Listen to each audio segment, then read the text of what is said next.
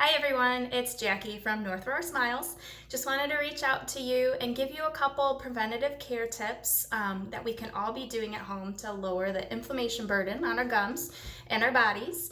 While all preventative care is on hold right now until further notice, I don't want you guys feeling like you're going to be behind or there's going to be really tough cleanings or discomfort when you come back. So I'd like to give you all the tools and tips that I have to help you with that, because nobody likes to be poked and prodded. And we all like very comfortable cleanings. So I'm gonna go ahead and show you some of my go-to products that are really gonna help you through this time. First and foremost, you've probably heard most of us in the office talking about power toothbrushes. We are in no way paid for our advertisements, but we all agree that the Sonicare, regardless of the model that you get, that the Sonicare is the best toothbrush. I'm actually going to go ahead and show you. I need to change my tip, and the reason I know that is because I'm an aggressive brusher, and you can kind of see the bristles. Not only are they getting pale, but they are starting to kind of fray out. That means that I'm not brushing properly. I'm scrubbing, being too hard and aggressive. But it also wears out the bristles and makes them less effective. So I am going to change into a brand new tip. I will say this is my favorite tip that Sonicare sells. I like the shape. That helps get in all the little nooks and crannies a little bit better. And they do have just different brush types. Oh, that's kind of blurry. I'm sorry, guys.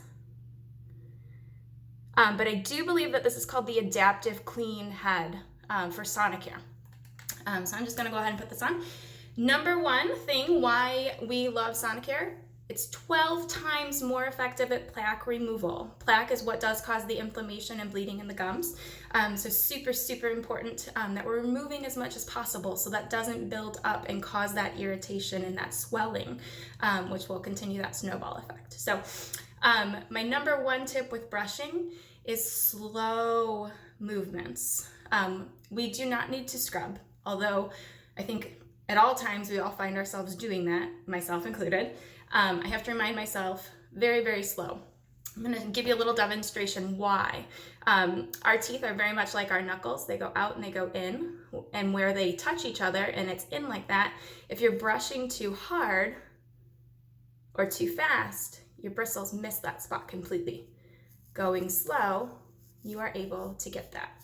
Disclaimer, by the way, I did wash my hands very thoroughly before doing this, as you should. Brush or wash your hands before you brush and floss, and wash after you do that as well.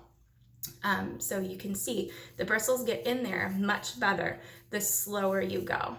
So when you're brushing your own teeth, you'll start in the back and you'll go very, very slow, tooth by tooth. And then also I go backwards. That's just me. Slow and steady is best. I'm gonna move on to some flossing. Now, I actually use two separate types of floss. I know that seems like overkill, but I have a couple things working against me. I have some recession, which means that I have areas where my gum tissue is much lower. I'm sure some of you struggle with that as well. And it does cause extra spacing in between your teeth. Extra spacing means extra plaque. So one of my go-to products is Gum Expanding Floss.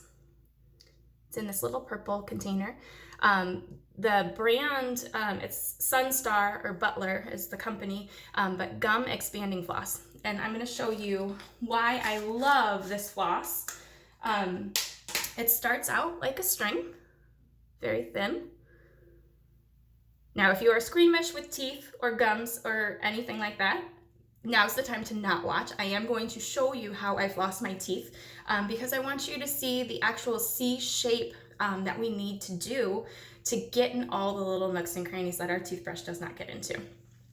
Okay, so here we go. I'm going to show you in one of the areas of recession because you can see all the spaces. So I go in,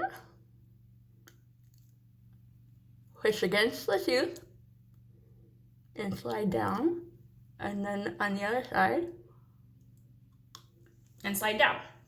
Now what you'll notice with this expanding floss is now it is fuzzy like yarn. This helps because where I do have those extra spaces, this fills that space in and gets more stuff. So this is my go-to if you have any spacing in your teeth. Now the other one I like is the Glide, Oral-B Glide.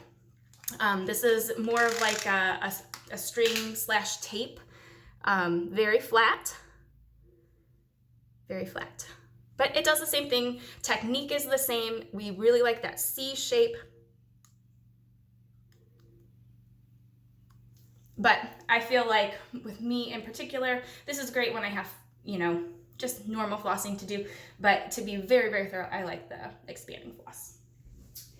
So those two things, brushing, flossing, this is your number 1 and number 2 go-getter. Get that plaque out of there. It's gonna make it easier on all of us getting back in the swing of things. That bacteria is always there and we can't get rid of it, but we can control it and make our gums healthier just to get through this extra time. So, I know we always recommend the 6 months, but for a lot of us, we are gonna be extending that till we don't really know. So I'm gonna hopefully be able to reach out to you with more tips and tricks while we're all waiting around to get back to normal life. So I hope you all are well. If not, if any emergencies arise, Dr. Aziz is still available at the office, and you can give us a call at 630-907-1112. Thanks, guys.